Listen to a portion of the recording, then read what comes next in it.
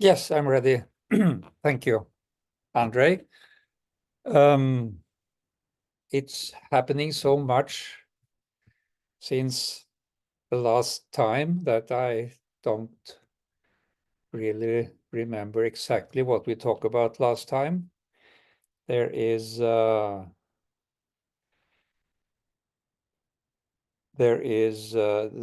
what I would like to say, because as I have written in my books about Hilma af Klint, that when I saw her pictures, they were taken out of the second realm of the elemental world. And Rudolf Steiner told her that she would not be understood properly until the middle of the 1900s.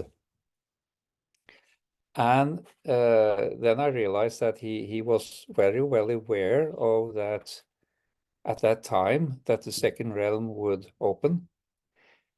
And now, just 2 or 3 days ago, I read a book about Hilma af Klint, about her, and it was stated that she very often used this fading technique. It was written that she could, for half an hour, sit with a glass of water and fading into it, and then appearing these geometrical or mathematical forms that she depicted. So I was, which I was quite sure she did, but it was quite good to have this confirmation that that it was exactly like that.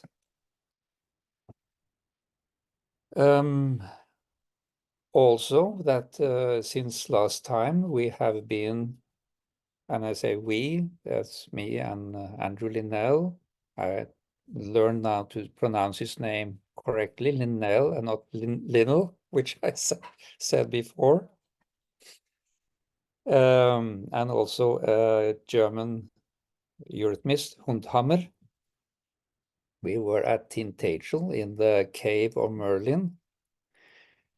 And then I also realized that stories about the knights, and there were 12 knights. Why were there 12 knights? And they went out into the world.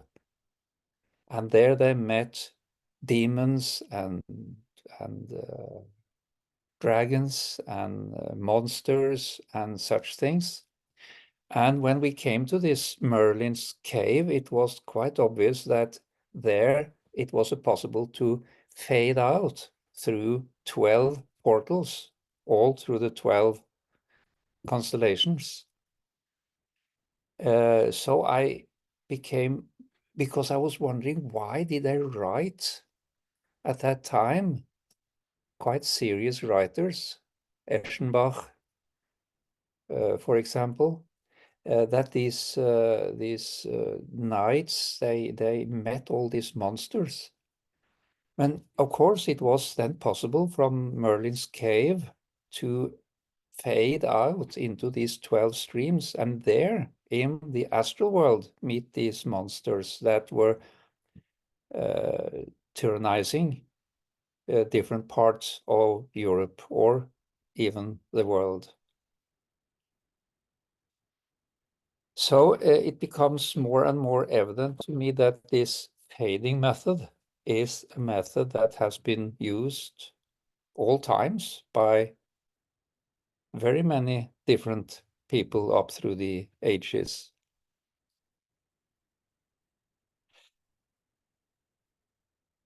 Yeah. Last time, I think I talked about the layers of the earth and Anna. Did I, Andre?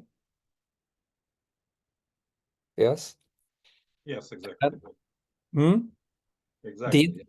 Did I talk at any length about the different gates to the spiritual world? Yeah, three gates, three doors. The three gates. Okay, then I have something, because then I would like to talk about the fourth gate.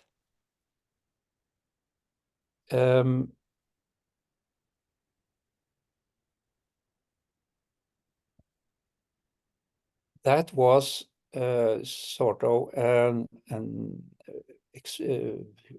not a shock, but I mean unexpected observation, because I was at a certain point asked by Vidar, when I stood in front of the second gate, the gate of the elements, take a look at the other gates. That was an demand, an urge. And then I realized that and this is something very important for all who try to fade, when you come to a certain state, a certain level, a certain distance, when you have faded, it is always possible to go 90 degrees to that direction you are fading in. So when you, for example, when you reach the gate of the elements, which I have described quite well, you can from that point observe the other gates. And then I realized that there were more than 3 gates, because Rudolf Steiner described 3 gates: the gate of the sun, the gate of the element, and the gate of the death. And then I saw there was a 4th gate that had been quite newly made. And when you then move in 90 degrees and stand in front of this 4th gate, the only right thing to call this 4th gate is the gate of the light. So I then discussed this, as I usually do, with my friends that are much more learned within anthroposophy than myself, especially Marco Maula from Finland. And he said, yes, Steiner talked about there will be a 4th gate, which will be created by Christ from the etheric. So from 1933 or 1914 or that time, there will be a development of a 4th gate, the gate of the light, which is related especially to Christ himself. And what I have been doing now since the last 2 months, I think, is trying to stand in front of that 4th gate and receive teaching from the guardians of this 4th threshold, this 4th gate.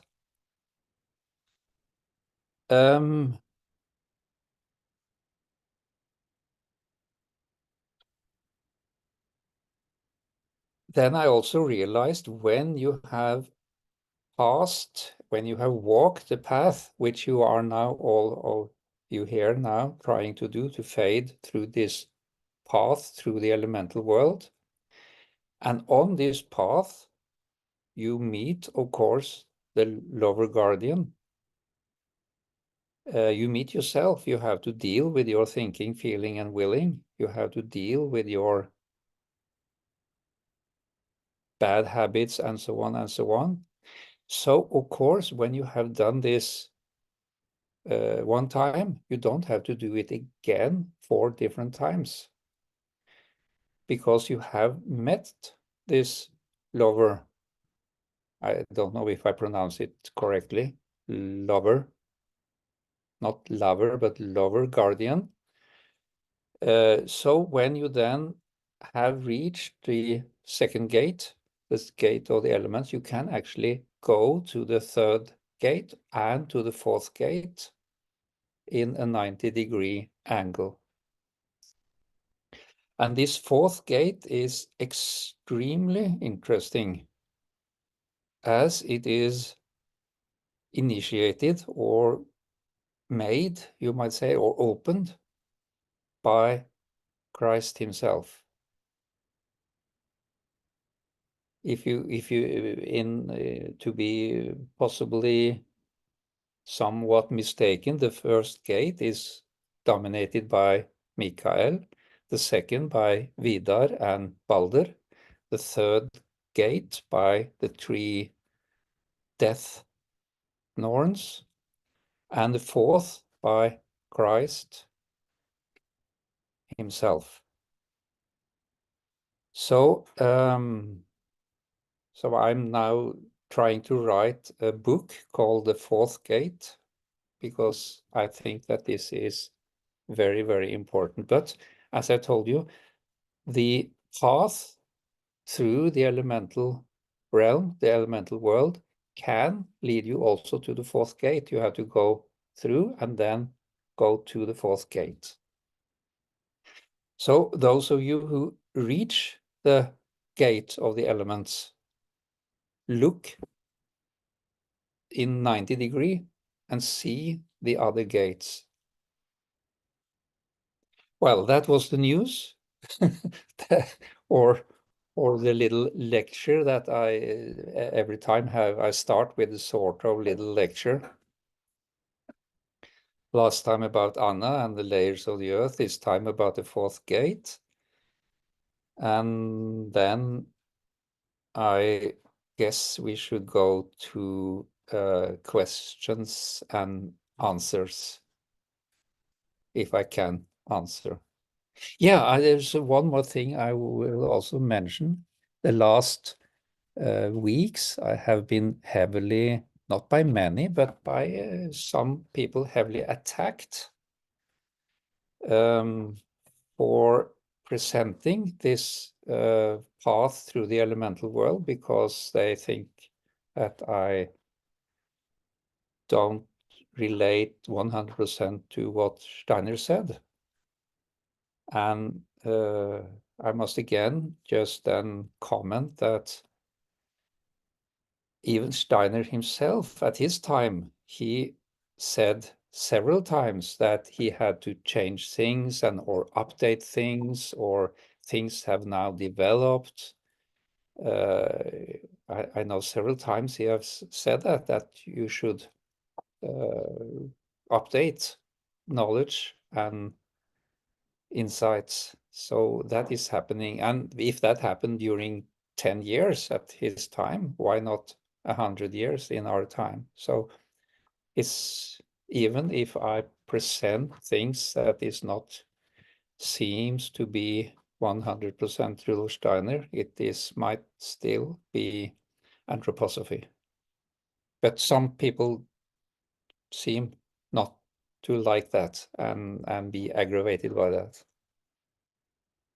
Okay, thank you so far.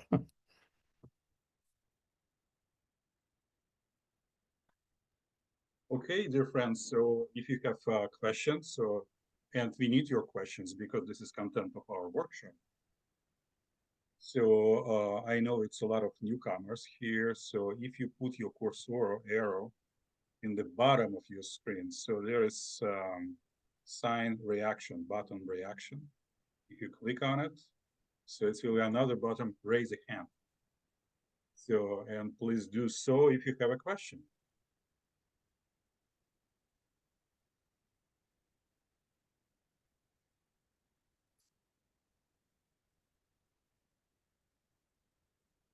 Because this is not a 1.5 hour lecture. This is actually a workshop. This is to help you in your problems in passing the elemental world or in this fading technique. Okay, Justina first. Okay. Hi. I've got 3 short questions. The first being, I'm wondering if time is connected to the entering of going into the Ahrimanic veil. Yeah, and the second, yeah, take all 3. All 3? 3 questions, you said? Oh, yeah. And then I also asked if you have a list somehow of what symptoms are connected to which beings. Symptoms? Symptoms like cold or flu is connected to. Oh. Interesting, yes. And the third? And the third is, I remember you once saying that the the Christ point is placed right under the heart and to the right. If we place our hearts on, or our hands on this place, is that enough to open up this point even more, or are there other techniques to do so? Okay, I take the last one first, I think. Okay. There is no Christ point, actually, and it's not to the left or the right. It is the etheric beings, elemental beings, who tend to attack just under the heart to the right. Not very far from where Christ was pierced by the spear, around the 9th rib. So this is the area. You have to find the area where there is a possibility for Christ to enter. That is how you sort of open the middle for the Christ. For Christ, you find the area where there is not occupied by the adversarial forces, and there you make an opening, and there you invite Christ in. And if you are lucky, he will answer the invitations. So in that, I answered also 2 of your questions. And the third is, what is the symptoms of the different elemental beings, which is a very, of course, all diseases are related to the elemental beings. So the elemental beings may show all kinds of symptoms, all there is. But I did mention one time a typical symptom for the Arianic beings, that is sclerosis.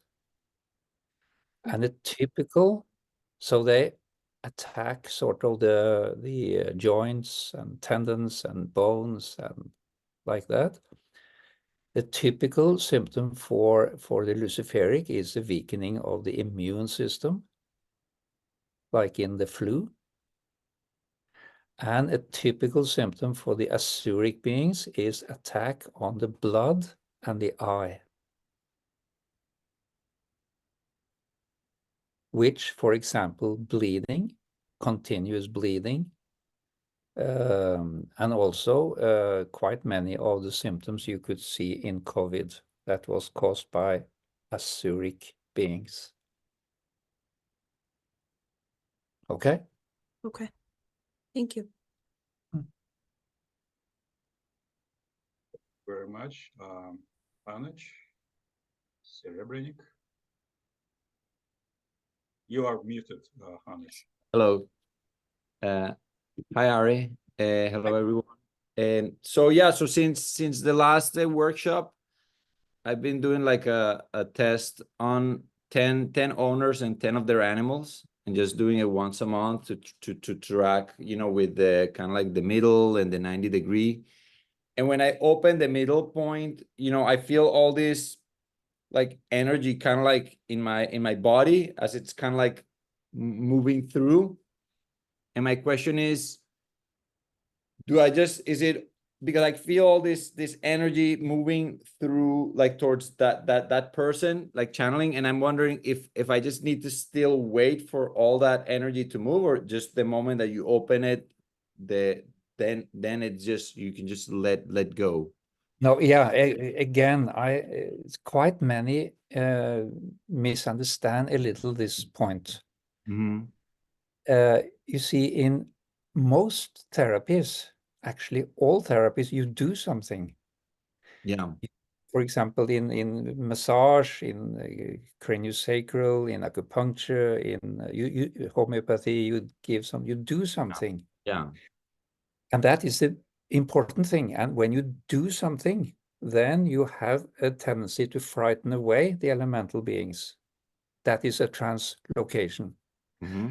In this Christ, this method of transformation, you don't do anything. The only thing is yes, you do something, you open the middle. Yeah. you push the Luciferic a little up, you push the Ahrimanic a little down, you push the Asuric a little to the right, Yeah. and then it's like opening the door, and you say, welcome, and then you just step aside. You don't do anything. It is not you who do anything. Yeah. So you shouldn't, yes, it could feel like a streaming, and the patient feel a lot often. Even animals, I mean, in horses and dogs, they really become very quiet and start to chew and so on. But you don't do anything. That is the thing. It's like St. Paul said, not me, but Christ in me. Mm.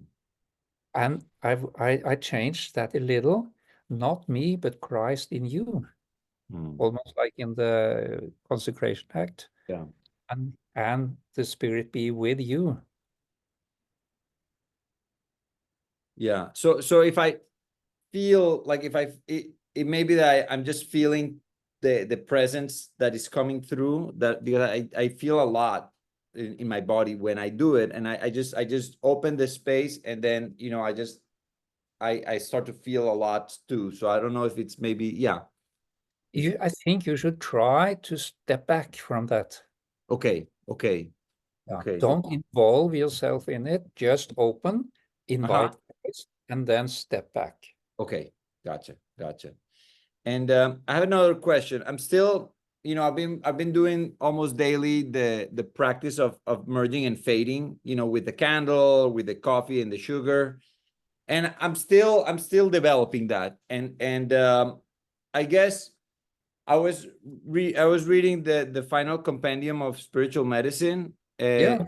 And I read the other version a few times, and I'm reading this new version. And when you talk about in the section where you're talking about fading in the technique for pulse taking, you talk about not acting, and I just didn't understand that little section really well, and I wonder if you could clarify what you mean by not acting. Yeah, that is actually another way of saying what I just said.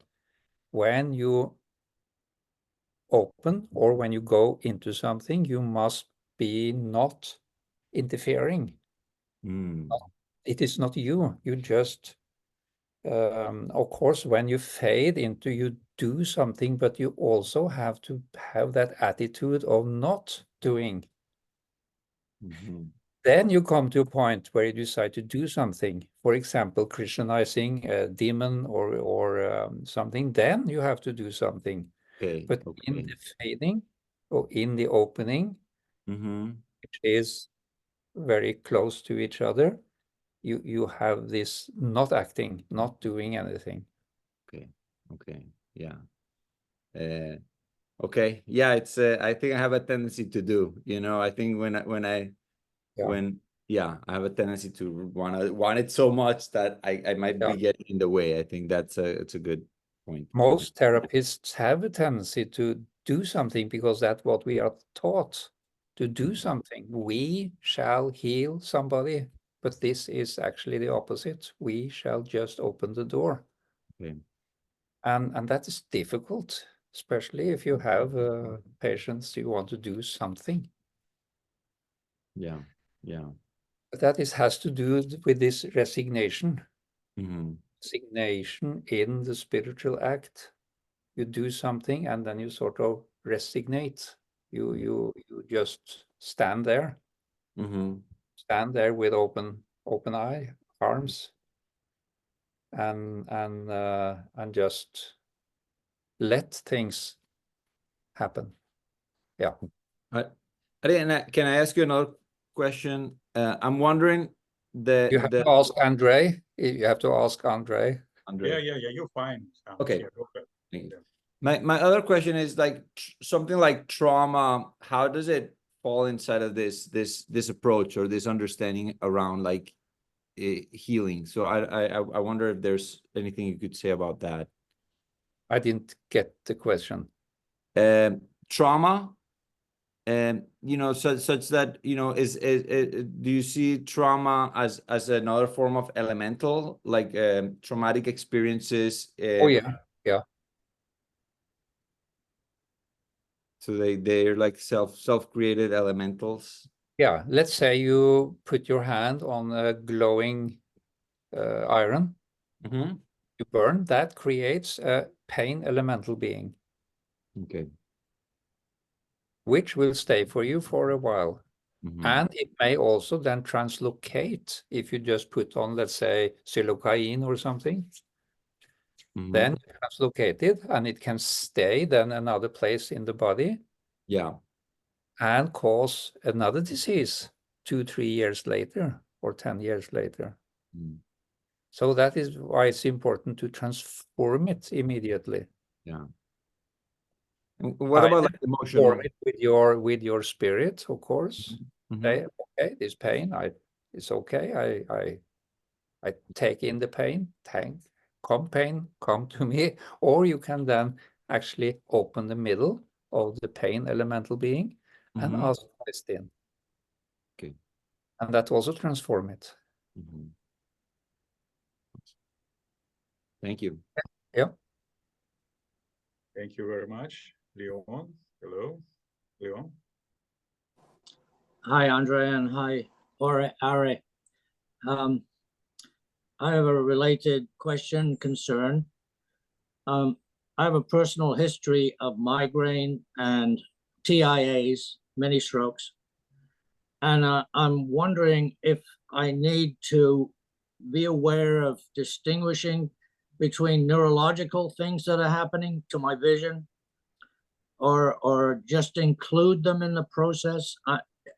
It's impeding my progress with this. Can you rephrase your question? I didn't get the question. So If you have to, have prodromal migraine experiences where my vision is yeah, affected, and I've had also some experience at night TIAs, ischemic accidents in the brain, and I'm noticing that I have spontaneous movement in my vision. Say if I look at the wall, the patterns on it and so on.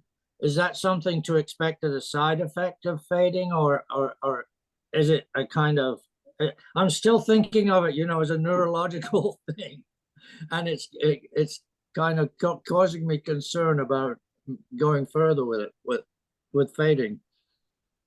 Can I try to, you are asking, you have a migraine from before. Is that so? I have And them when- like I have one yesterday. Yeah, wait now. You have a migraine from before, and when you do the fading, you get visual changes. No, they come with before the migraine. They come before the migraine, and so okay, and that is historically thought of it as something to push away. I don't want that pain to come in, and so I've stopped the migraine in some fashion before the visual changes clear up and the pain starts. No, I cannot answer that question. Then I have to observe you more closely. Yeah, I figured as much. I'll just proceed. Thanks. Thank you very much. Okay, Jordan is next. Hello. Last time I had a question about one of the beings that came forward after I merged, and I asked if I should be working with the being. It was Merlin. And my question for you is when one of these teachers appears and once we begin working with them, I'm wondering if there's any way to discern, to make sure that it's not, like a doppelganger or someone posing as somebody else, Yes. And that question have been asked before. What if we are misled? What if we adversarial entities come and pretend being this or that?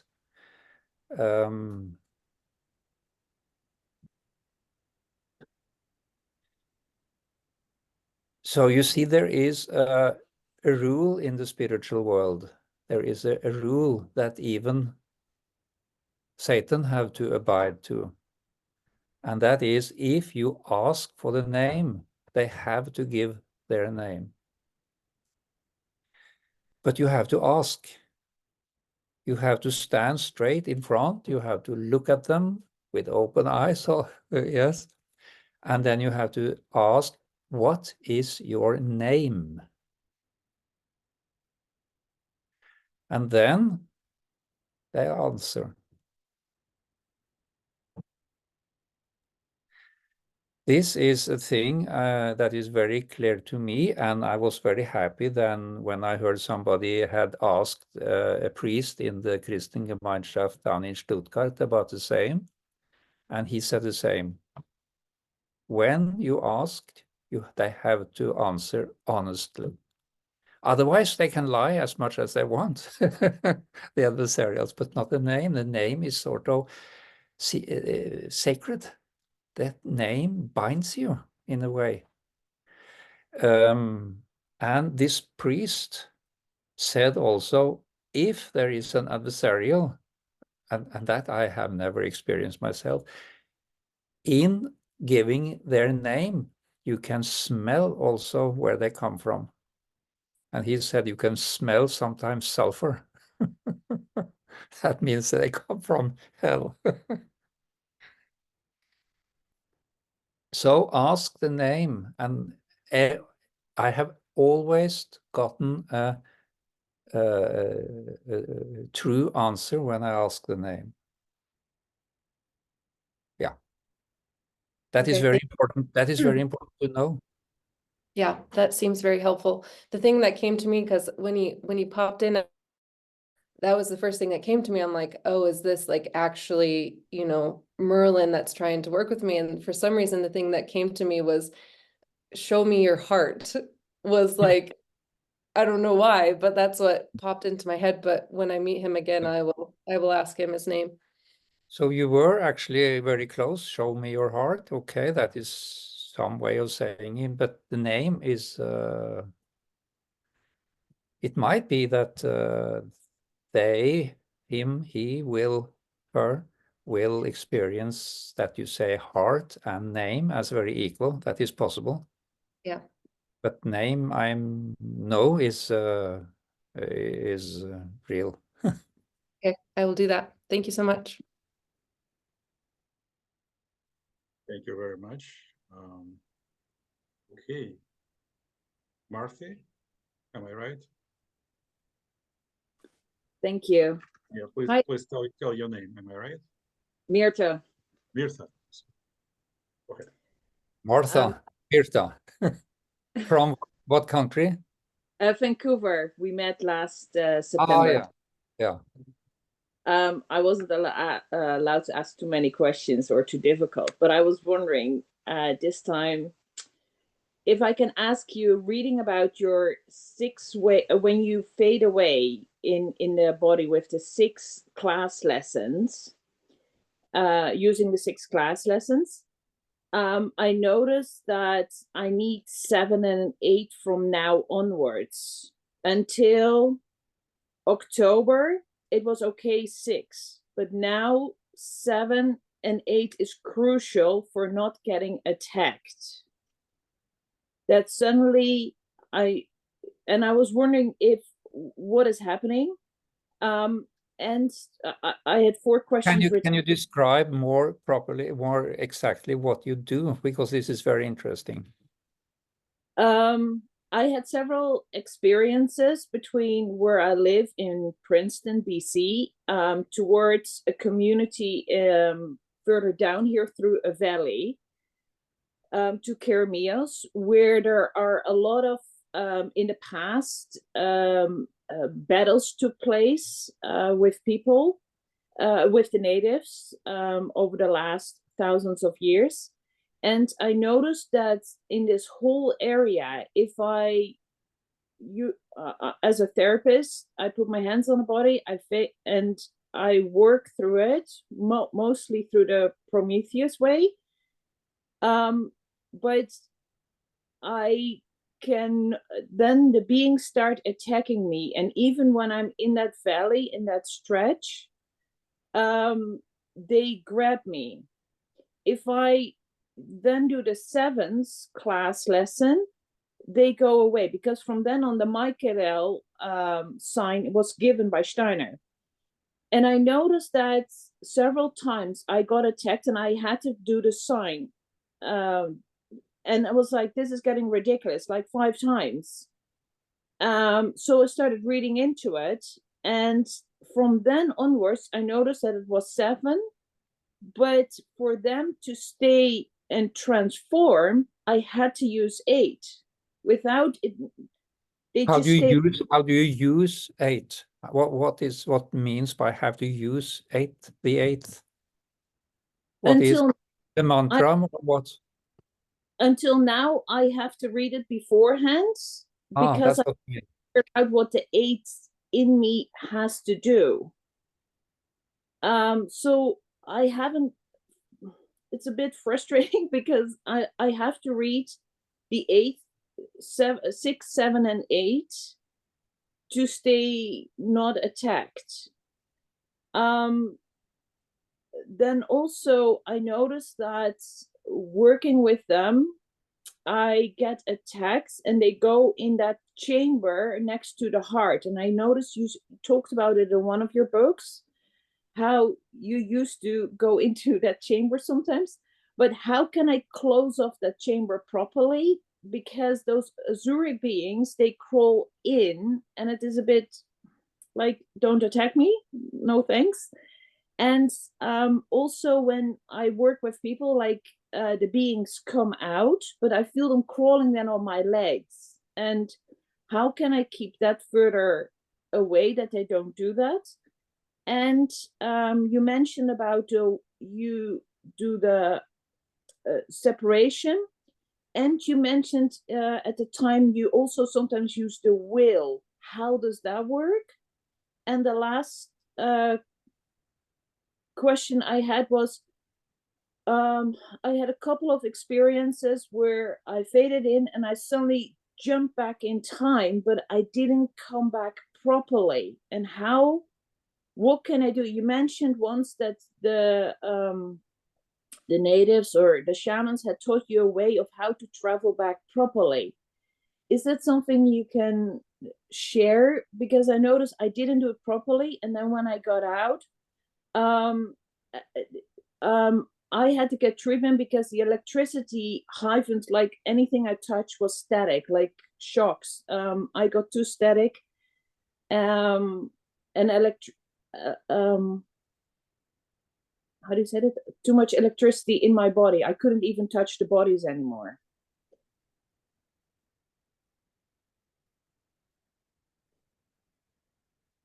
And oh, one more question I started noticing, may I ask? I can get the body in a 90-degree with the jaw in the right place. When I can move the jaw to the right position according to the body, and I do the eye movements. And then there is a moment where when you take the client in a lemniscate form, where it releases by itself in the body when the jaw is in the right position to the position. How to invite the Christ without doing the movement and call it the pie shape. How can I inwardly merge that better together to do both? Because the trauma releases then, like the other person asked about, because it releases and the higher self involves. Now you're ready. Finished?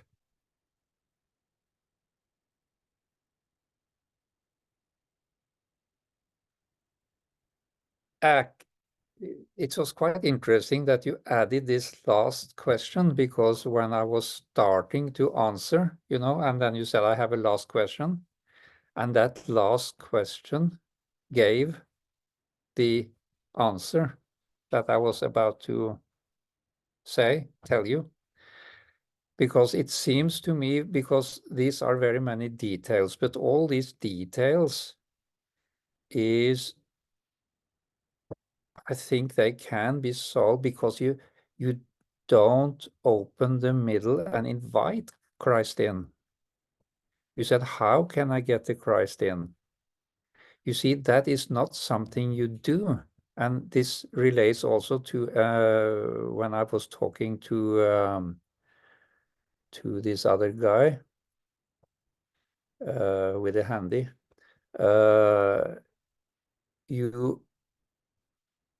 You have to just open the door and invite Christ in. You don't take him in, you don't put him in, you don't do anything. And it seems to me that you do too much. And that is the old therapeutic mistake. Therapists know all what to do then and then and then and then and then and then and then. When I started only to open the middle and invite Christ in and step back. So I think that is the answer to all your questions.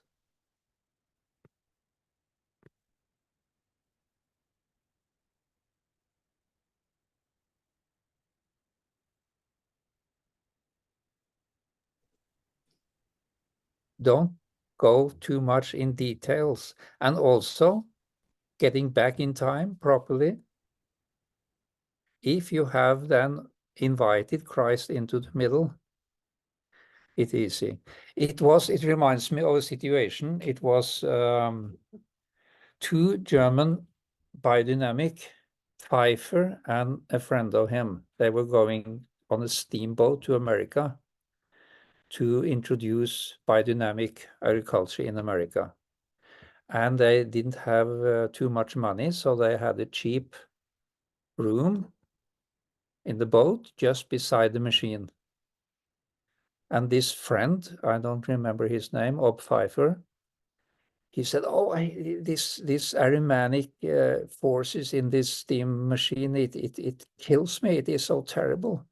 And then Pfeiffer answered, just open your middle and ask Christ in, and it will not bother you. I think that is a very deep understanding of this Christ in the middle.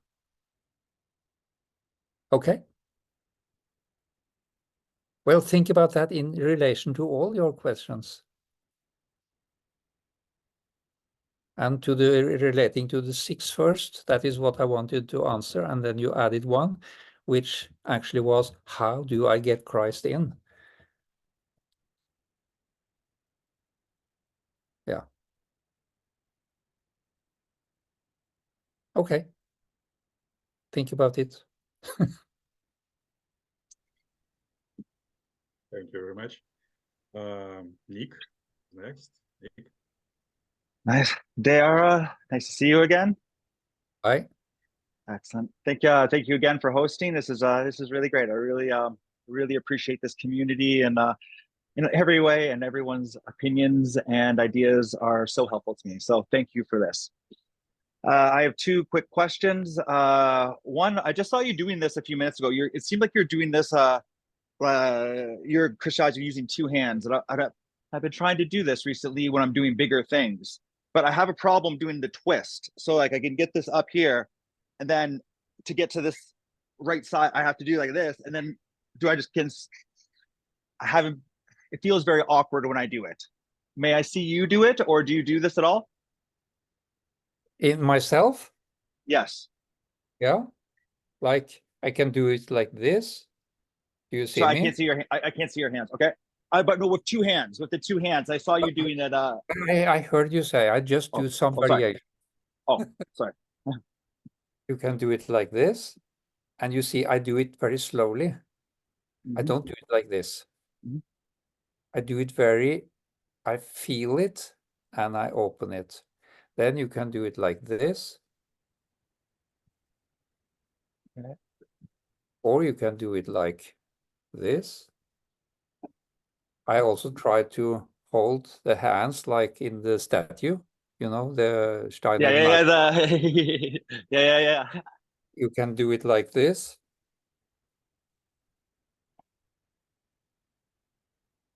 So, But not together though. Not together like this though. now you can try. You see this, I think you can do it in many ways. It is not only one way. There is not only one way. I am just showing an example how I do it, and I think all of you can do it in your way.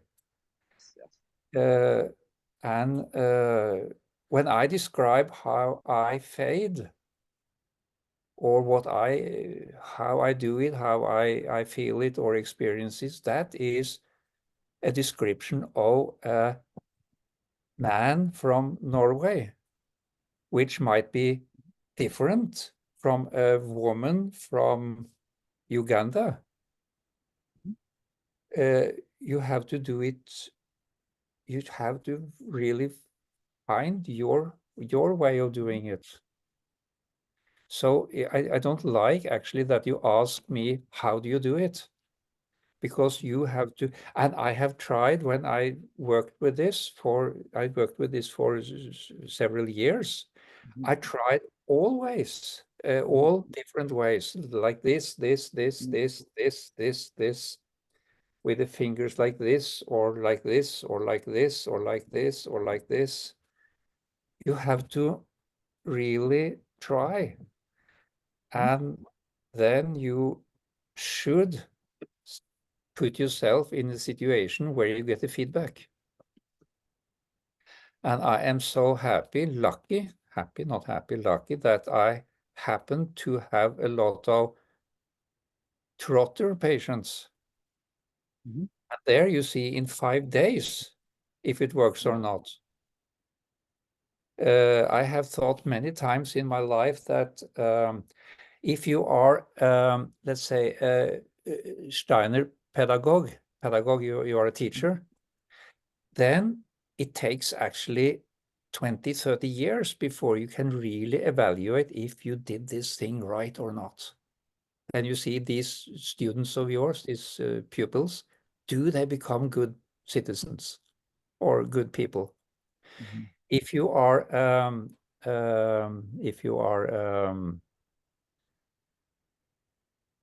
a farmer, well, in 3, 4, 5, 6 years, you will see, does the earth get better and better and the plants better and better? Maybe 10 years until you are sure what best. If you're a doctor, well, it takes some time, months or longer time. But if you are a horse veterinarian, it takes 3 days. You see how they move, how they so fast. Yeah, and how they move, how they eat, how everything they react so much faster. So I think sometimes I'm very lucky that I am in such a situation that I can practice my mantra, which is the proof of the pudding is in the eating. It shall be practical. I want it to be that really bring me somewhere where I can see things and then later know that, okay, it was true. Yes, the desire for confirmation that we're doing things feels something that I really want. I want to know that these things are correct and working well. But I really feel also it has to do with my faith in it too. That I know that what I've done is now acted and it's now real, and the things that are happening, and to continue to live those active thoughts, living thoughts, really help me continue the process after I do it as well. Yeah. But I always been very, very sincere about that. That it must show itself in the real world, in a change of disease or a change in how plants grow or whatever. That is very important for me always. Well, that actually brings me to my last question. It is just thought spin, can be just thought spin. I know what you mean. the thought spin. But just that leads me perfect to my final question, which is I felt since the eclipse that passed through passed right over my area this past week, and I felt like a great healing that came with it. And that's why I'm just trying to also ask, have you noticed anything different since this eclipse? So I can see if there's a heal. I feel it's a healing happened. Yeah, well, the eclipse was not here, but I had a every 5th year, I have a brain upgrade where I lose some ability for totally. And at that time, I was working with patient and suddenly I lost the language. I couldn't speak.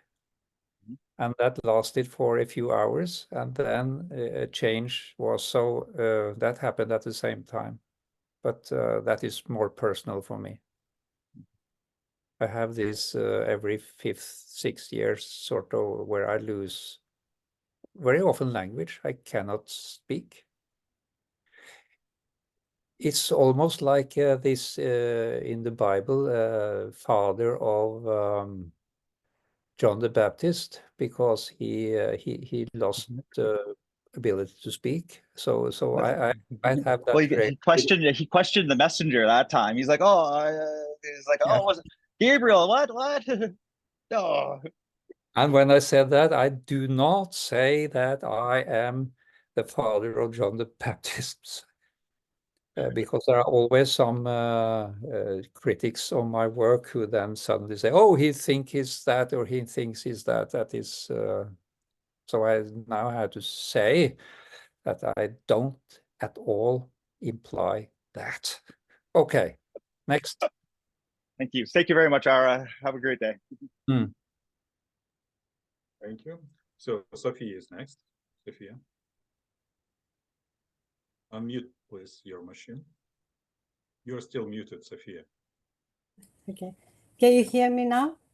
Yes, go ahead. Okay. Hi, Are. Hi. Hi. I wanted to ask, when you work with a patient, do you let them know that actually you invite Christ in? Because some of the patients obviously may not be Christians.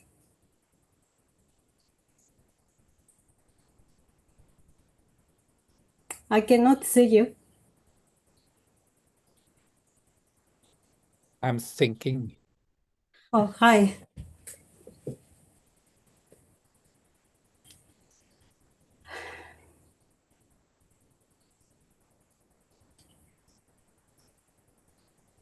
For example, when I treat a horse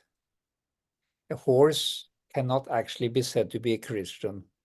But I invite Christ in. I don't actually tell him or her. I am quite open to what I do to all of my patients, although I don't underline it every time. I don't do that, but I am quite open at what I do. And also, when you invite Christ in, you have to say it. Do you say it loud? Yes, I say it. I say Okay. it semi-loud, yes. Not like that. Not like yeah, I understand, but not it's like audible. Maranatha, not like a preacher in an American Southern congregation, but I say it in a very subtle Norwegian way. And also I say it in Norwegian, also to English or whatever nationality. I have every day almost different nationalities in my office.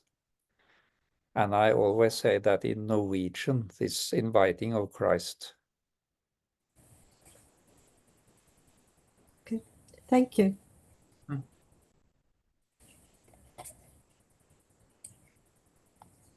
Thank you very much. Okay, dear friends, more questions. How does it go with your fading? That is my, it has been very much about therapy today. That is not really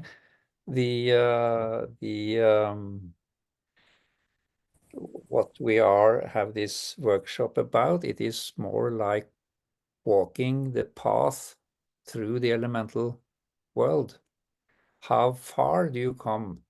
For example, when I read this just 3 days ago, that Hilma af Klint, when she could take a glass of water and fade into it for 1 hour. And then she saw these things, these geometrical figures that she painted.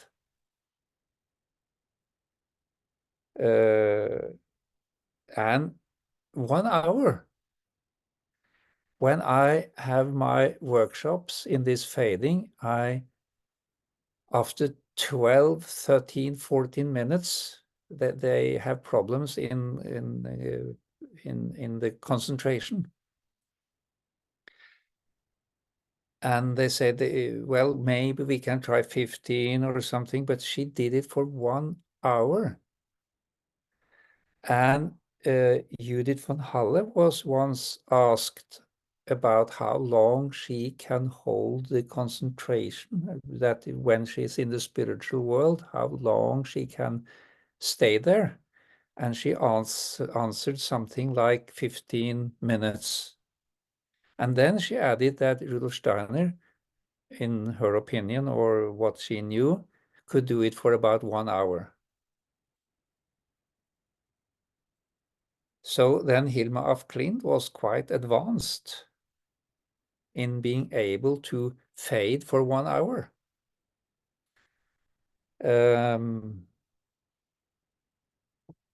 When I was younger, I usually did it for half an hour. But then I was exhausted. 1 hour I have never done myself. So I was a little amazed about reading about Hilma af Klint. So how, as Andre said, dear friends, how are you doing? How far have you come in the elemental world? We have hands from Jordan raised hands. Yeah. Jordan, go ahead. Yes, so when I fade, I seem to, most of the time, not always, but most of the time, with my intention, which has normally been held to meet the guardian of the threshold. That's kind of the intention I hold, and that's where Merlin has been popping up. So I've been, working with him with my lessons. But I was curious what you were talking about earlier with the 4 gates.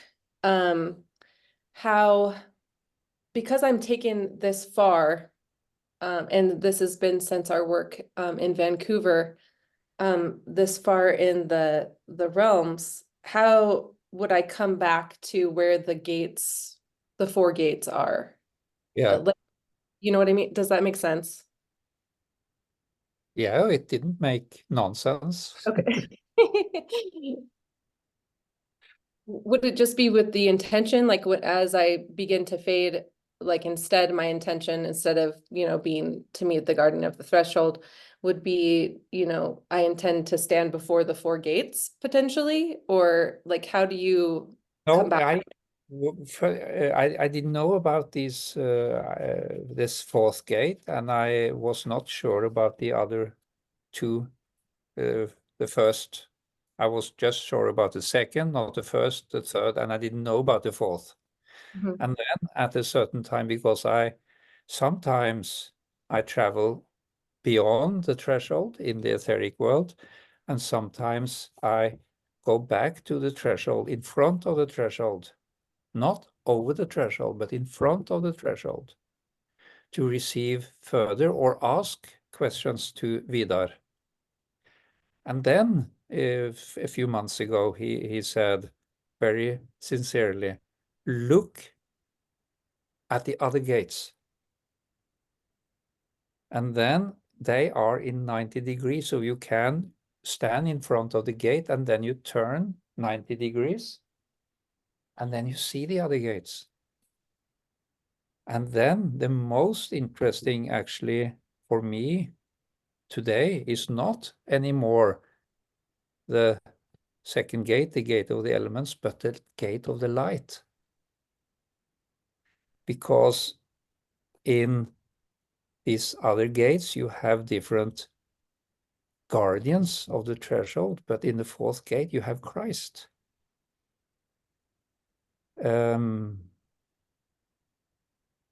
And this is opened, as I said, and also according to Rudolf Steiner, has been open only for less than 100 years. Maybe only 50, 60 years fully open or fully open. And I think this is the most important we as anthroposophists can do today, is to look closer to the fourth gate, the gate of light, the gate of Christ. This is for me so interesting and important. And I would like to only talk about it. But my path to this fourth gate was a little, I went to the second first, and then after 2 years, okay, then 90 degrees to the left.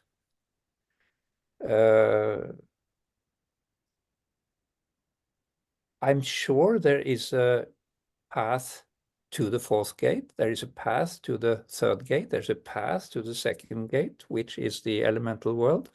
There is a path to the first gate. All of these are valid paths.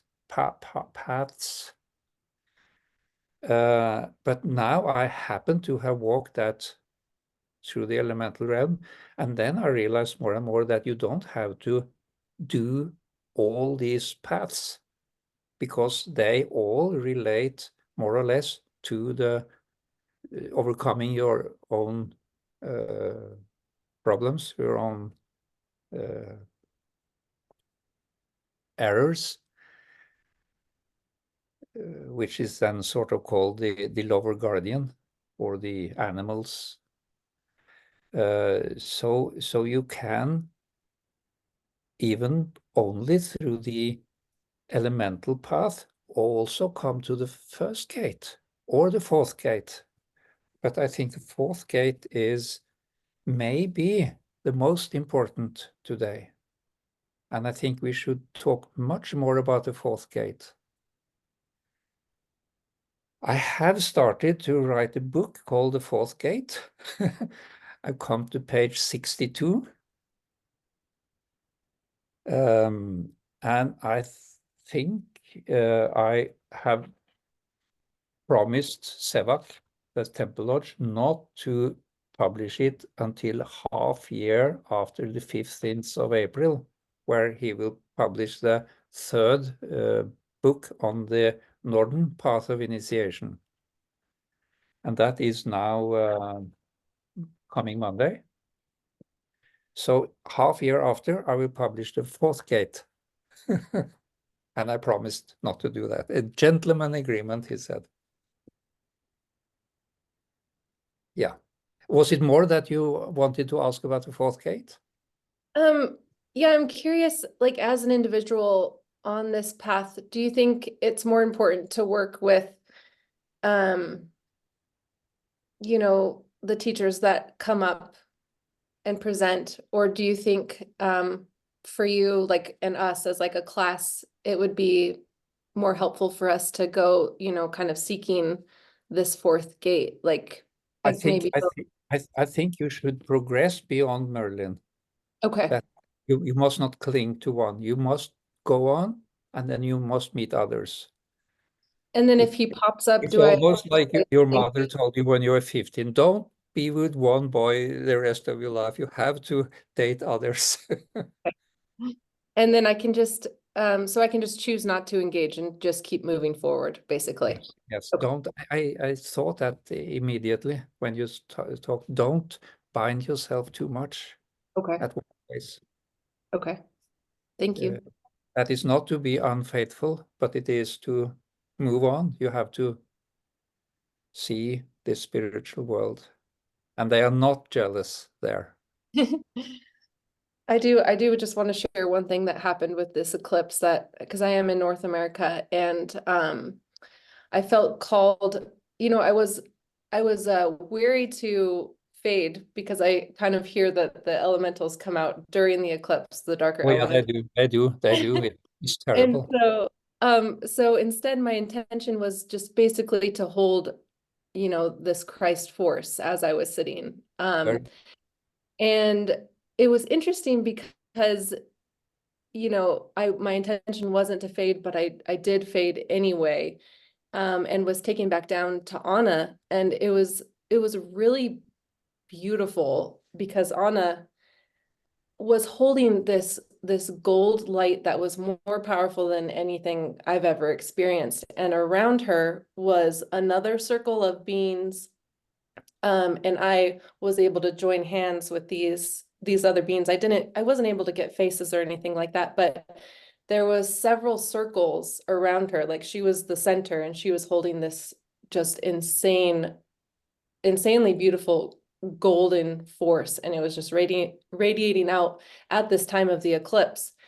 And so I just wanted to share that, because it seemed like, afterwards and during it, like there was, she was holding this Mm. Christ force as well, within the earth. So Mm. it Mm. felt really Good. healing and beautiful. Mm. So I wanted to share.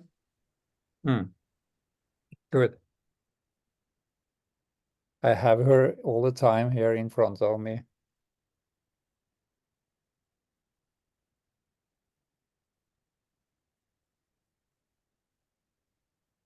Anna. Okay, thank you. Okay, thank you so much. So Bonnie is next. Hi, everyone. Hi, Ari. That was Hi. beautiful, Jordan. Thank you for sharing that. So just to be clear, Ari, I don't see you, but when you I first can mentioned, clap when you see me.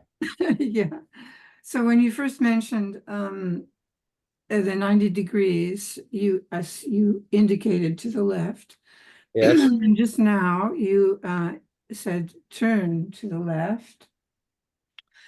So is that, and you, in your experience, you were at the threshold, you said, in front of Vidar, right? Yes, I was in front of the second gate. That is the gate of the elements. The second gate, okay. Yeah. And And there are two gates to the left of that. First is the gate of death, and then is the fourth gate, the gate of light. There is one gate to the right, which is the gate of the sun. ooh. So, wow, I'm not even sure how to formulate a question about that. So once you've turned to the left, do you continue looking to the left, or you're free to 90 degrees, 90 degrees. in any direction? No, to the left. Yeah, only to the left. If you want to go to the fourth gate. If you want to go to the first gate, you go to 90 degrees to the right. Oh, okay. Was that difficult?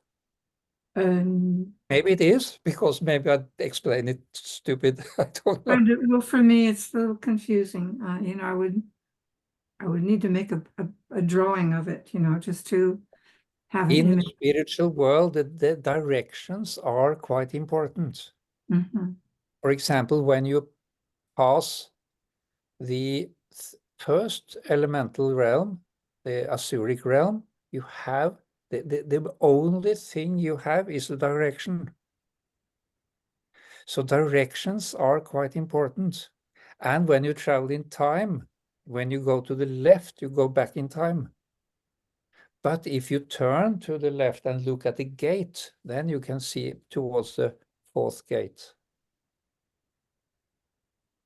Okay, this might be a silly question because I'm not quite there yet in clarity, but is this during the fading? Like, for instance, if I'm fading into the Yeah, candle. you are in the fading. You have approached the Okay. gate of the elements. You stand there in front of Vidar. Okay, but if I'm looking into a candle and I enter there, Yeah. I turn away from the candle? No.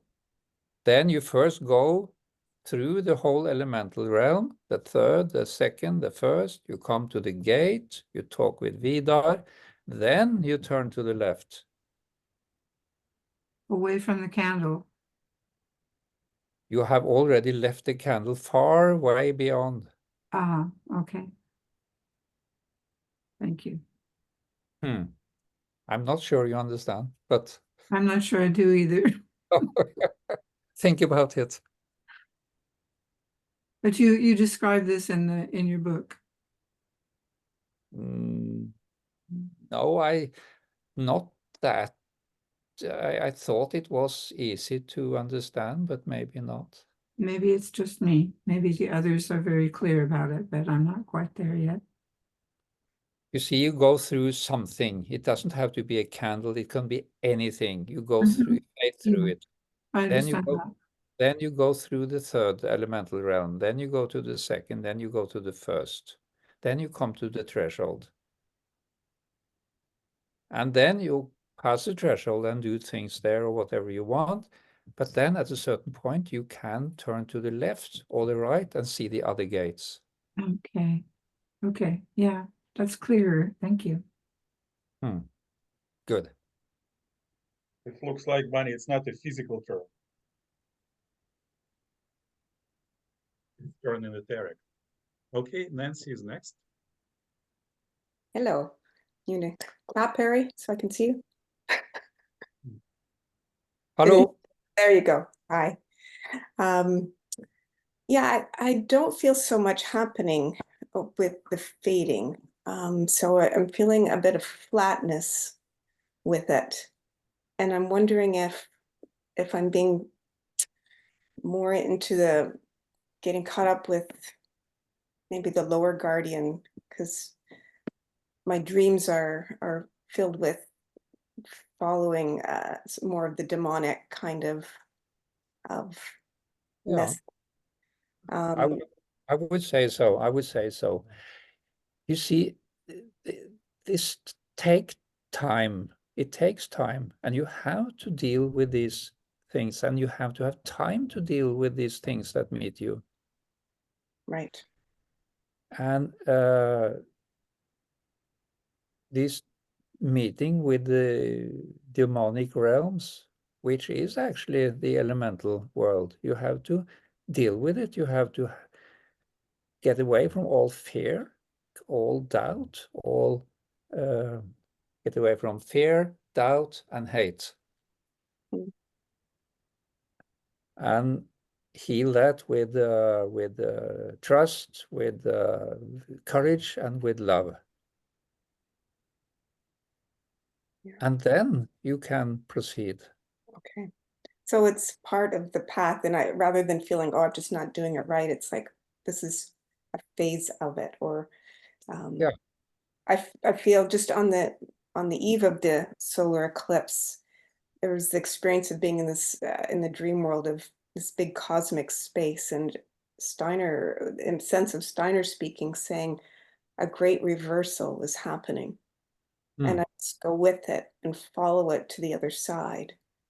And it's like a whirlwind comes up of wind, and this being that has sort of evil intent, and I have to follow that whirlwind, and it's in a lemniscape, and it's like being dragged through this lemniscape until the being is finally depleted, and I am almost depleted myself. But then this being's on the ground, and its clothes are changed. So that plus a few others where I'm trying to Christianize my own self in my dream. Yeah. Or Christianize these beings, or open the middle for Christ. Mhm. That is quite important. what is this lemniscate motion that keeps coming up? Is that something to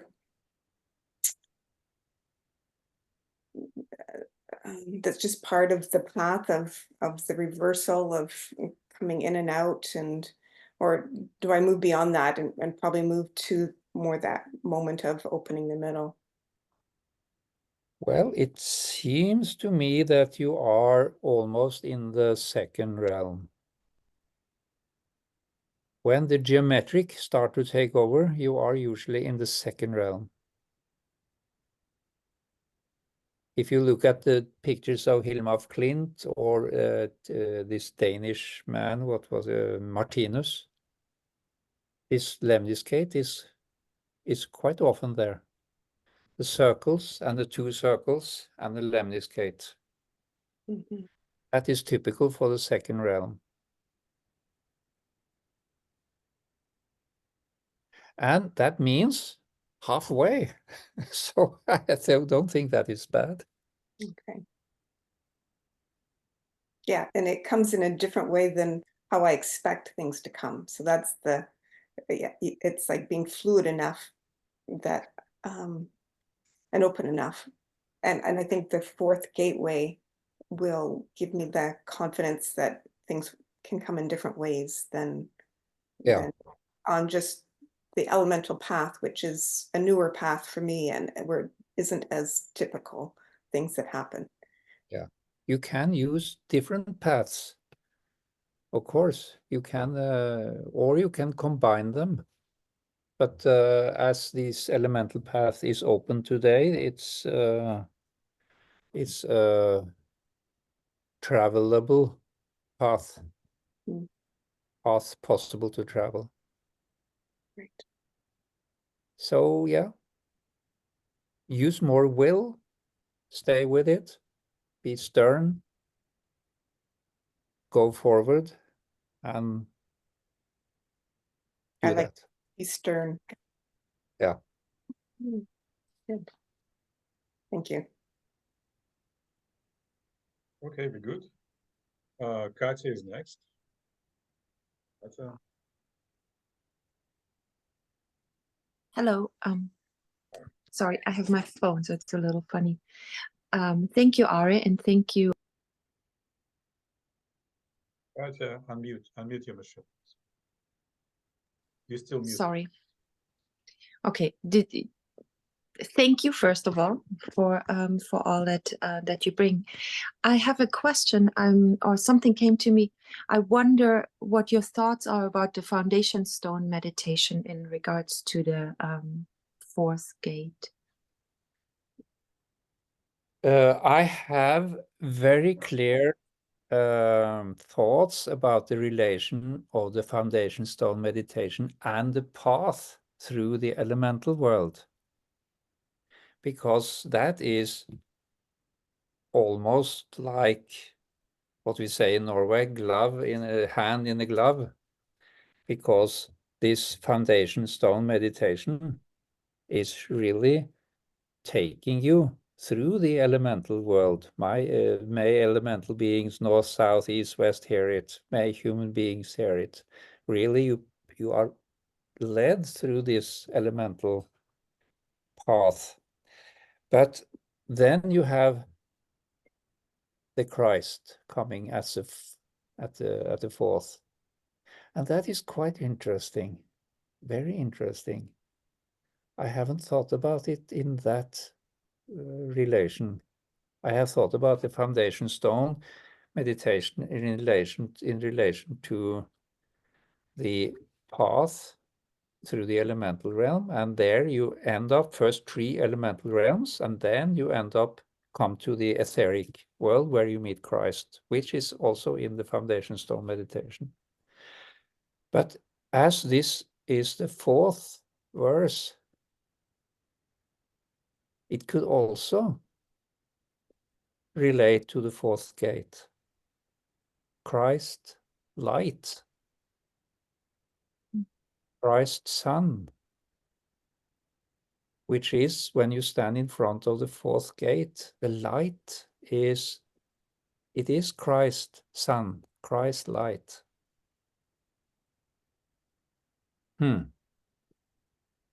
Thank you for the thought. I will keep it with me, and I cannot answer that now. It was a new thought. You see, this fourth gate is very new for me. It's only some months.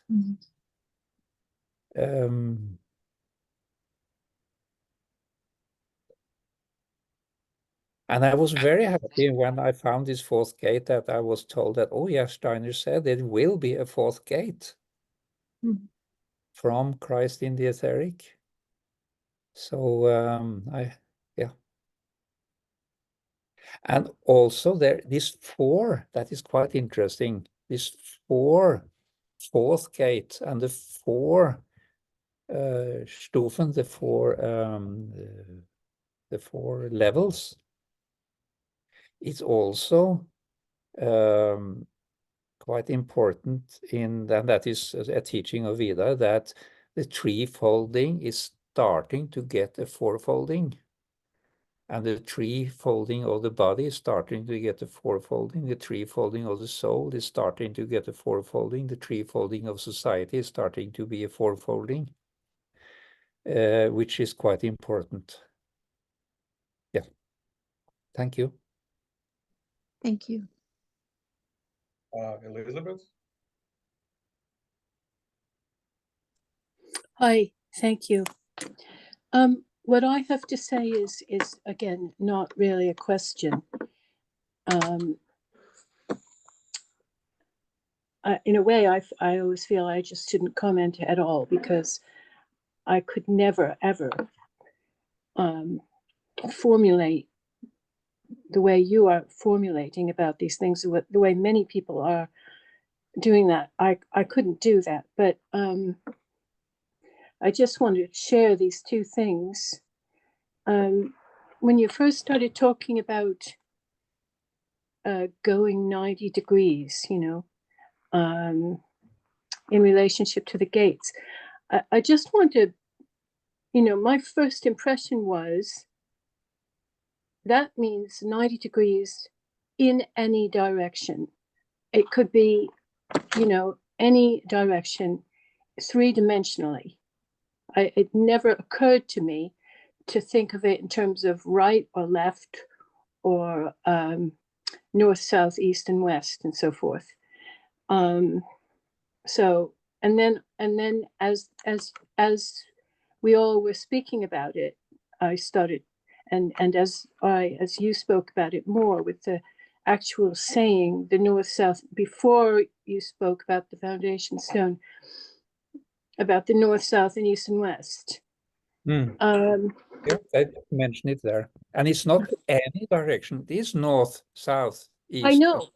That's what I'm saying. So I'm just saying, it suddenly occurred to me, well, in a way, we sort of take that for granted, north, south, and east and west. Do I think, oh, well, that's just a physical orientation, and it's not going to be, we don't have to, even though I know it's, anyway, it just occurred to me that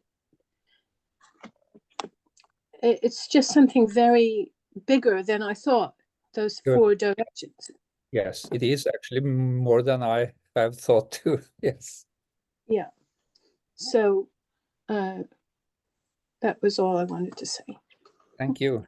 And I totally agree with you. It seems that these directions are important. It's just something theoretical. North is north. North is actually north. And Rudolf Steiner say that, for example, the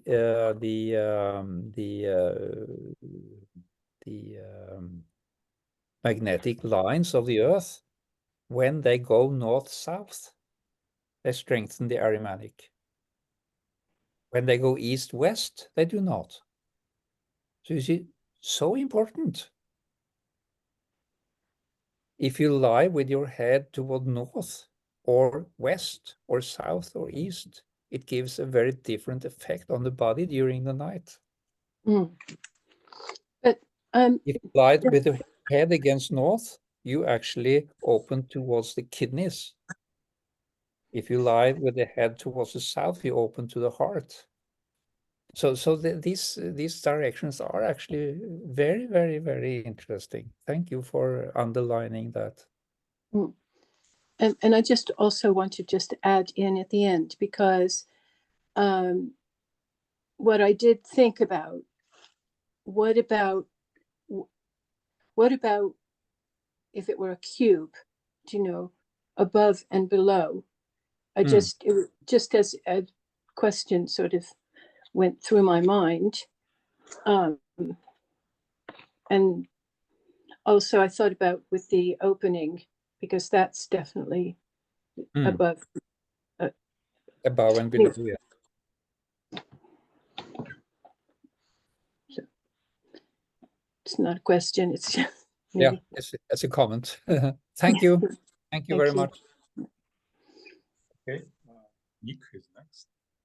Hello, thank you for taking the time to answer my questions. I have 3.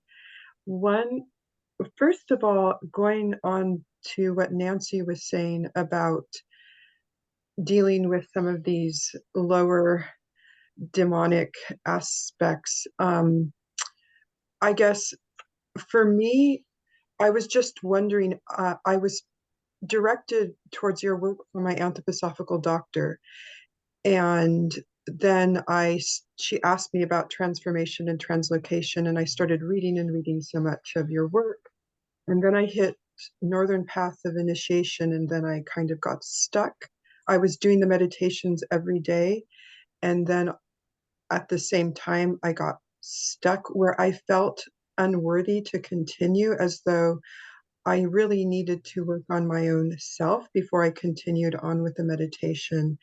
And I guess my question is, can we still do them? And then I listened to your talk in Tintagel where you talked about a friend of yours who had the dog and the job and the husband and all of the things that she was dealing with, and maybe she just needed, maybe it was too much. And so all of these things, they're going through me where I've felt that I needed to stop the meditation work as much, and focus more on, well, I still do the other meditations, but not necessarily the elemental meditation as much. So that's my first question is, can we still work simultaneously, or is it best to do one or the other? That's one question. My other question has to do in relation to this 4th gate and going 90 degrees, and between the 4th gate of light and the elemental gate is the gate of death. And yes, moving past that, it just, the question to me is, well, not a question, maybe it's a comment of, when you say having trust, courage, and love, and overcoming the fear and the doubt, and I forget the other one, it seems like death is, there's sometimes a lot of fear. And to get to that 4th gate, I think of this poem by, I forget his name, John something, where Death Be Not Proud, and I forget his name, but there's this whole beautiful poem about how it's all about overcoming that fear of death. And it's a beautiful poem. And in the end, it said, you know, death, you're really nothing, because we're born to this great beauty when we can get past that fear. And somehow, I guess my comment is, I feel like getting to that 4th gate is overcoming that fear that we have of death. And then my last question, though, has to do with, when you talk about this 4th gate, I think you mentioned before that it's a being that's both male, female, like it has qualities of both. And can you speak any more about this male, female? Did you say that before? I thought I heard you say that before, that it might have both of these qualities. Like, I imagine this, for me, I don't know if it's real or not. Well, I know it's real, I just don't know. I didn't ask what it was, but it was like this shape, a feminine shape, but the energy that connected, that streamed out and filled my being, it was this light of, it was this warmth. It was something that changed me forever. And I don't know if that's like both male and female or what that was, but I just wondered if you could share more about that or answer the other question too. The first was, now I forgot the first question. The first was, I feel, I guess to a certain degree, when I have had that connection with this being, that when I reflect on myself, I feel so unworthy to stand before this being. And I feel like I need to continually work on myself Oh yeah, to that's what. stand Yeah. before. And can I still do the elemental meditation, or should I just focus on myself and Yeah, no. Yeah, I absolutely think you should do this elemental meditation, because when you then reach the threshold, then it is decided, do you have time to, that is where the commitment actually starts.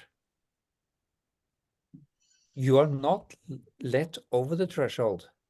You see, that is a guardian of the threshold. Why is there a guardian on the threshold? Before you come to the threshold, that is life. Then you have to go and work with yourself and your problems and this and that. But then you come to the threshold, then you are let over the threshold, and that is a commitment. It's almost like the blue card in the spiritual world. You have to commit to having time to work with these things. So until there, you should do it. Okay. Yeah. Your question about the fourth gate and the masculine, feminine, I prefer not to answer, because that is, I think you should then, everybody should go there. I will not say too much about it. The death is very interesting, what you commented on, that because I have been thinking, why is it this sequence between the gates? Why is it the gate of death between the gate of light and the gate of the elements? But I haven't reached a good enough understanding, which I have only thought a little about it, not really gone into it. So my main answer to the most important question is yes, continue with the elemental. And I don't call it actually meditation. It is a traveling. More and more I start to differ between meditative work and traveling work.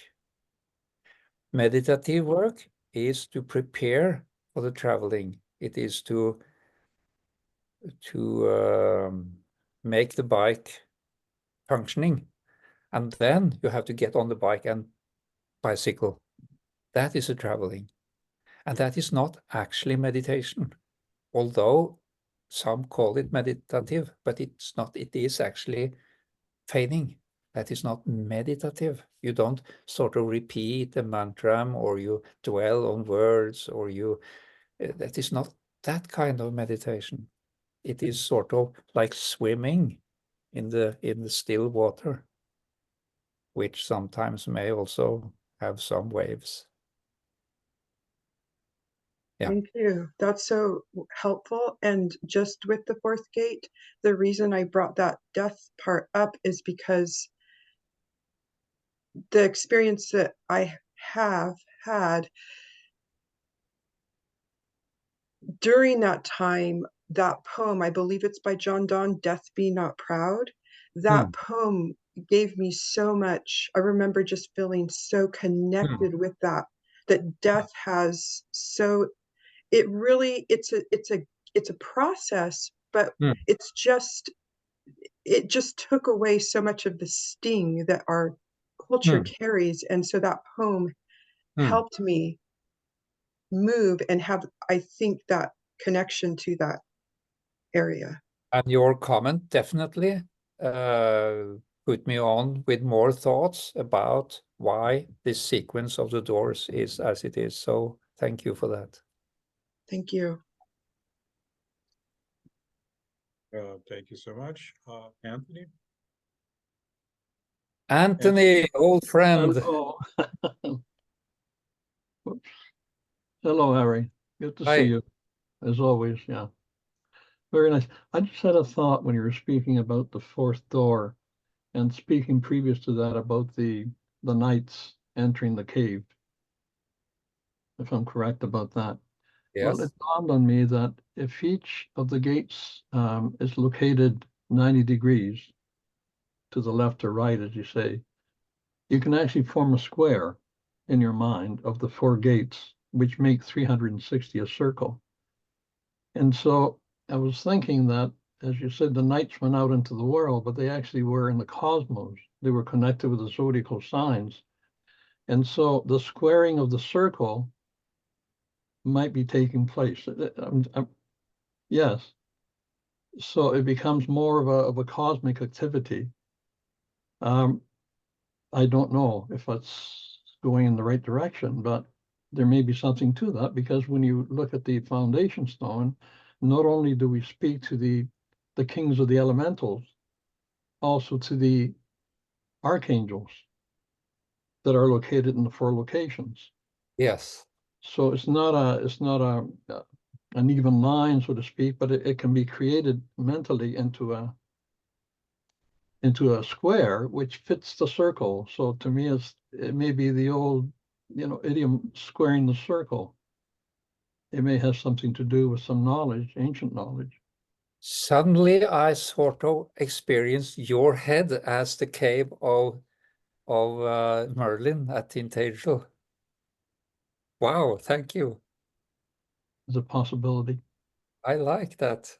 Andrew would like that. Andrew, do you like that? I know he's here somewhere because I discussed it with him. There, this cave, and there was somebody who came a few days later and said, of course, because if these knights, there were no dragons and monsters and all this in Europe, of course. They were, of course, in the spiritual world, probably the astral, but could be the etheric too, but at least the spiritual. And that's where they were fighting. I thought about, I read about these knights. They lived there far Lamb's End in Cornwall. And then there were a problem in Switzerland. That's quite far distance in the 9th century.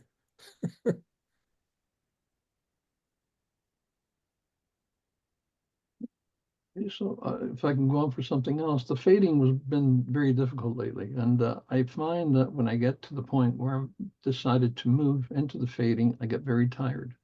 Yeah. There's a tiredness that comes in. Yes. It's stronger So than. at what time on day, or what time of day do you do it? Yeah, it's a tiredness that's usually stronger than normal tiredness. Yeah, but what time of the day do you do that fading? Unfortunately, it's in the evening normally because It doesn't work in the evening. And I must say that to everybody, don't do it in the evening. It doesn't work. After 5 o'clock, you can just do something else, play bridge. Don't do this work after 5 o'clock. It doesn't work. You have to do it in the morning. Because it's exactly what you say, because this is so exhausting. And Rudolf Steiner said, going into the spiritual world is like falling asleep, but staying awake. And if you are too tired, you really fall asleep. And then you forget it all. Then you are suddenly, it's 7 in the morning. Thank you. One other thought in relation to what Martha said and what you brought up in relation to allowing the Christ to balance things for her. Yeah. I'll make it very quick, but years ago I had an experience. I was living in Alberta and working with the Stoney people, an old tribe of the Assiniboine that settled by the mountains in Alberta. And in the summer, we'd go to their place where they would camp and have a Sundance, modern Sundance, not necessarily the piercing and all of that, but just the regular Sundance. And in a Sundance, they would build a lodge with a central pole, and on it they would carve sun, moon, and morning star. And then the movement was done around the pole, and women would use small eagle bone whistles, and they would sit behind a little barrier and blow on the whistles as the men danced around. And there were a lot of cloths of different colors, beautiful colors, on top of the mast. Of course, the lodge itself was in sort of interior kind of lodge. That is, the activity took place inside. But at some point, and it was held for 4 days, at some point, the most venerable woman that they thought was capable of doing this would be walking through the forest with a bundle of these beautiful colored cloths, and she would go from tree to tree and tie the cloth around the tree. It was obviously an elemental leading with the elementals. I felt connecting with the elemental world, and it was a thankfulness for the elementals having given another year, animals, life, etc. And so she would go from tree to tree and tie the cloth. And so I went there, and I was moved to pick up a little medicine bundle as I walked up to the area where the Sundance had been held about a week previously. There's no one there. And so I picked up a bundle of things like feathers and stones and things of that nature. And I went up to the place where the Sundance was held, and then I kneeled in front of one of the trees that had the cloth and put the cloth on my head. And I began to meditate. And I had some amazing experiences almost right away. I could see the old woman in my vision walking with the bundle of cloths, but then she turned into a branch, and then the branch turned into a raven, and the raven flew away. So I was having that kind of a meditation, that kind of an experience through the meditation. And there were a couple of others, but I'll make it short. And then at the end of that, I took my medicine bundle and walked some distance, turned over a stone. I put the medicine bundle that I had been carrying under the stone and said a prayer. And then I went back to my campsite down below. This was up on a hillside, the Sundance, where the Sundance was held. So I went down to the flat area where it set up a tent. And I went into my tent and I tried to sleep, and I could not. I could not sleep. I could hear drumming. And the drums were in my head. It was like a boom, boom, boom, boom, boom, boom, boom, boom, boom, boom, boom. And I could not clear them out of my head. It was just, it was unnerving because I didn't know what to do. And suddenly a thought came, make the sign of the cross. Mentally, I did the sign of the cross, not the crucifixion cross that we see, but an upper to lower and with the arm across as well. But it was a definite cross. And as soon as I thought that in my mind, the drums disappeared entirely. And I thought maybe it was an unconscious way of bringing the Christ into that activity. And Christ balanced everything. He balanced, put me back into balance, essentially, and balanced the situation. So I thought I'd say that for Myrta's experiences. Okay. Thank you. Thank you. And that is you can always use that. It is not that difficult to place Christ in the middle. It can transform demons. It can transform, as you said, the elemental beings. And so probably these were, of course, non-Christianized elemental beings. And then you Christianize them, and then they follow a total different path or function after being Christianized. And most important, they don't hurt after that. They don't make you unpleasant or hinder your sleep and so on. Yeah, good. Thank you. Thank you. Okay, so Nick is next. Excellent. Thank you. Just one more for the day.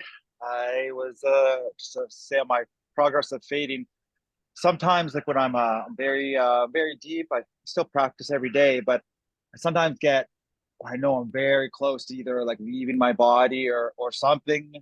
I entirely drop down in a sweat and I become very nauseous. Like it pulls me out of what I was doing. So much like I'm gonna actually throw up in this situation. So that's happened that's happened a lot. So it's slightly deterring, but it's really forced me to then focus on some of the other things that are been other ways of receiving the information that I have. And the real one is acting in real life, acting out and actions specifically, because I can feel in my body when I'm acting or doing right. It's like I think I think there's body tremors or something like that, but it feels like, you know, in the Lord of the Rings where the charge of the Rohirrim, when they're like, they know that they're sacrificing themselves to try to one final push at Minas Tirith to free everyone that's there and push the orcs back. That feeling of bravery during the speech, when I watch it, my body just trembles, and I feel that when I am acting right and doing things that I feel are correct. And it continues to kind of work like that. So I'm trying to listen more to that intuition, that feeling of just acting, of acting, because the knowledge I feel is in me. Sorry, the wind is really picking up right now. Acting, and when you act with proper heart and with Christ's love inside, it sings to your soul, and that is where I am right now, and I want to share these feelings with others. Thank you. Thank you. Okay, Bonnie. Hi, yeah, it's me again. Hi, Ari. Thank you for everything. I'm not sure if I shared this before, but once progress with my fading. Once when a friend was coming to visit me, she has an old car. She was coming from the mountains, and she knocked on my door, and I said, "Where's your car?" And she said, "Oh, it's just up the road. It wouldn't start. It just conked out." I said, "Really? What's wrong with it?" She said, "I don't know." So I walked with her to her car. And, you know, I did a few fiddling around and I tried to start it. It wouldn't start. And I got out and she tried to start it. She couldn't start it. So we both got out, and it suddenly occurred to me, wait a minute, let me try fading. So I said, "Do you mind if I try something?" And she said, "No, go ahead." So I found the middle. I did the exercise, invited Christ in, and I said, "Okay, well, let's see what happens." And she got in and the car started. The other thing most recently is, But I must add to that, you know, this is not the first time I hear that story. This is so many people have told me about machines that don't work or work improperly or work hurtfully. And when you ask Christ in the middle, they change the machine. That is, in my opinion, part of the mechanical occultism. They change the machine in a way. Of course, it still runs on electricity or gas, so it's not pure etheric energy, but still it has become moral technology. and But I've that asked is her, a huge area also, so we will not take up just now. but Yeah. I have one more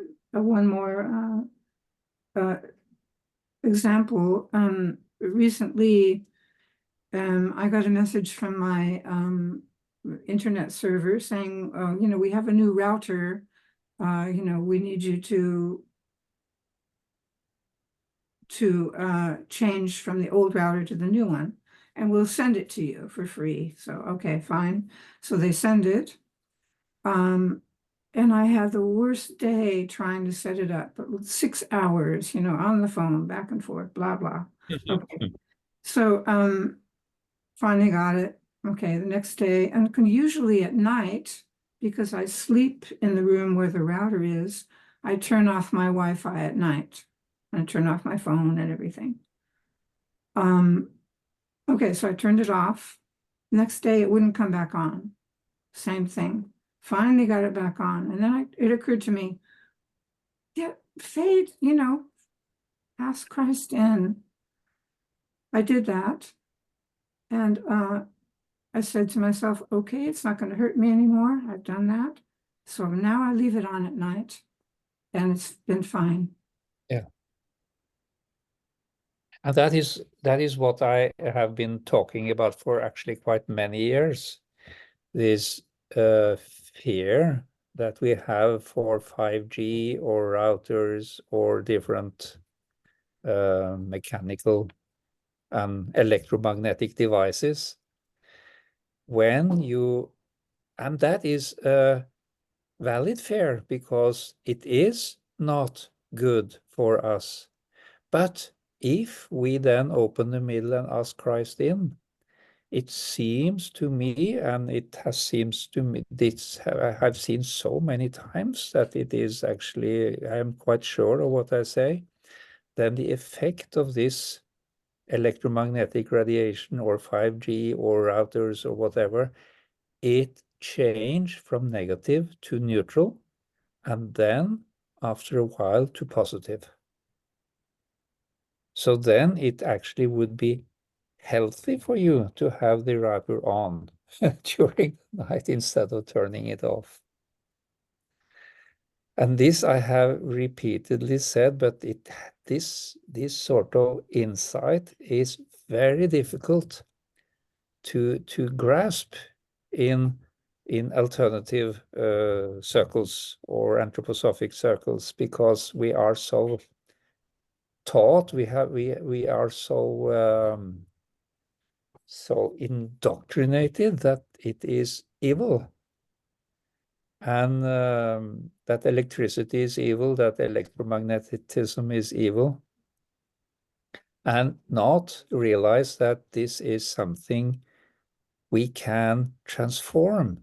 We can change these adversarial forces into something good, and also then use it for the progress of humankind. And as Andrew Linnell said, this is something we have to take in and change and work with, and not only just push away. That was his main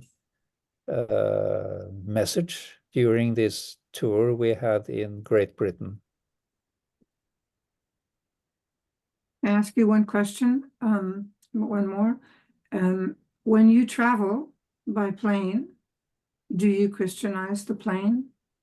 No, I don't. Why not?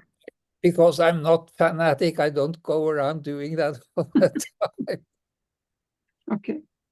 I am a little lazy too. I Because don't go around and work. I don't. I only do it when I think I must or should. you know, when I traveled to the Emerson workshop last year, whenever it was, I had so much trouble driving in the planes, missing flights, so much attacks, you know. And I'm going to be traveling again this year and next year. And should I Christianize the plane? You can do that. The And I car? know several of my students tell me, oh, every time I pass a mass, I Christianize it, and so on and so on. And I think that is good, but personally, I don't do it. I sort of have also other things to do. One, I'm a little lazy. Two, I have other things to do. Three, I observe it and I can see what happens, and I don't look at it as my obligation to do this work. Yeah. But it's okay that you do. Yeah, I think I will. Thank you. Very good. I'm happy that you do. Thank you so much. So Ari, we are working 2 hours. So, and Yeah. there's still 2 people. And usually after 2 hours, I get tired. Uh-huh. So shall we round our session? What do you think? And there's Nancy again and Leon again. I see there are 3 hands now. 3 hands. One is Bonnie's hand. So, but she's done. Okay. Okay. She's done. Nancy, it's already third or second time she's asking question, or and Both Leon of is these. second time. So a short question for both of these, and then we. Okay, so very brief, 1 minute questions. Yeah. Nancy, go ahead. Yeah, I don't, this is probably better for another session. My question was going to lead into a question on the door of death and our ancestors. Ari, if you want to say, clap your hands. I can't see you yet, so. Well, you don't have to see me. I see you. I know. I'd rather see you than me, though. Working with our ancestors and whether. No, we leave that now. Please, yeah. I'll ask next time. Next question. Okay, Leon. Short, very short. Leon, go ahead. Yeah. I remembered people who lived at Findhorn telling me that they would work with things like tractors and other mechanical devices in terms of elementals. So I've got 2 quick questions. One is, you mentioned the knights of the 9th century, and my understanding that the knights in Tintagel were about the 5th century. Any need to clarify there?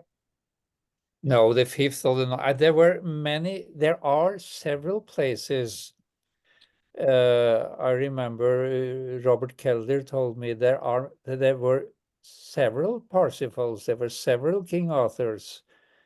There were so and it seems to me that there are several places in the world where there is this connection to the zodiac, where you can go out and not only in. And when you can go out, you can actually go in the world and do things. And when we were in Tintagel, I saw very clearly that there were that was a mystery place that had been active for thousands of years, not only for King Arthur or Merlin. You had the old raven mysteries there. The air was full of spiritual ravens. You had the Drotten mysteries. You had the Druid mysteries. You had the Arthurian mysteries, the Merlinian mysteries, the 12 Knights mysteries. It was layer to layer. So this is several places, not only 5th century or 9th century. There were, I guess, 6,000-7,000 years ago, this Raven mysteries who was there. My second question relates to asking in my name, which we agreed. We agreed on one question. Oh, really? Okay. Yes, can you hold until next time? With great difficulty, but okay. No, just kidding. Write it down. Okay. So, my friends, do you want next time, or shall we continue? Shall we continue, or shall we not with this workshop? I think we should continue. Okay, then we do that. And then I will find a date. We can do that immediately when everybody's here. Today is 13th of April, June, 13th of June. What about What about, is that the holiday, the 15th of June in America? I don't Yeah, know. but this is 6 o'clock, Les. What kind of festival is it?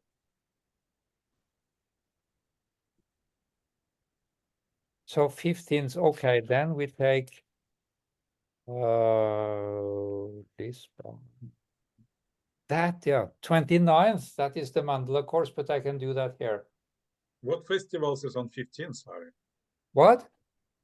What festival is on 15th of June? No, that is Culture Crash in Sandefjord, where I live. Oh, okay. Mhm. Yeah. So what are we saying? 29th Totally or local. 22nd? But 29th is okay to do that. That's actually quite okay. Okay. Great. So, dear friends, 29th of June. Please mark your calendars. Same time, 6 o'clock my time, 11 o'clock your time. 6 o'clock your time, and it's 11 Central Time of US, Canada. Yeah. Will be great. Very Okay, good. Let's finish our workshop number 9. So next it will be workshop number 10. Yes. Thank you. And have a very nice spring and early summer. Thank you so Thank much. you so Ari. much. Thank you, Ari. Got it. Thank you, everyone. Thank Thank you. Thank Much you. love. Thank you. Thank you. Excellent. Thank you all. Thank you all. Excellent. Thank you so much, Ara. Thank you, Andre. Thank you. Andre. Thank you. Bye. Okay, take care. Bye-bye.